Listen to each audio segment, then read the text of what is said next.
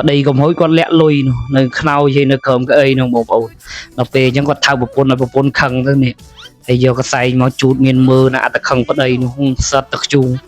ហើយប្តីនោះសោយអស់សំណោយប្រពន្ធខឹងតែងខ្នើយវាយមានណានោះបងប្អូនលុយនៅខ្នើយ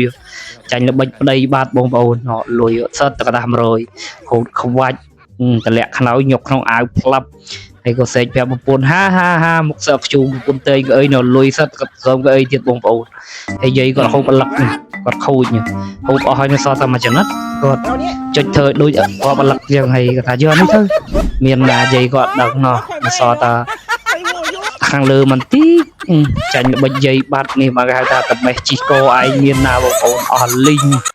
ហើយបងម្នាក់ញ៉ាំក្រែមសុកកូនមកតន់បងប្អូនញុកចូលអាវប្តីផ្លប់ងាយពុនធ្វើបាញ់ហ្គេមកូនសួរឯងហូបអីមិញមើលប៉ាញ៉ាំអស់ហើយក្រែមសតបោទេ